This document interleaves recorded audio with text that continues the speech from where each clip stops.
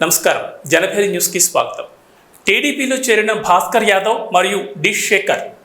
చిత్తూరు జిల్లా పలమనేరు నియోజకవర్గం పలమనేరు పట్టణానికి చెందిన ప్రముఖ ఫైనాన్షియర్ భాస్కర్ యాదవ్ మరియు వైకాపా నాయకుడు మాజీ గంగమ్మగుడి డైరెక్టర్ డి శేఖర్లు సోమవారం తెలుగుదేశం పార్టీలో చేరారు. ఈ సందర్భంగా మాజీ మంత్రి అమర్నాథ్ రెడ్డి వాళ్ళిద్దరికీ పార్టీ కండువాలు కప్పి సాదరంగా ఆహ్వానించారు.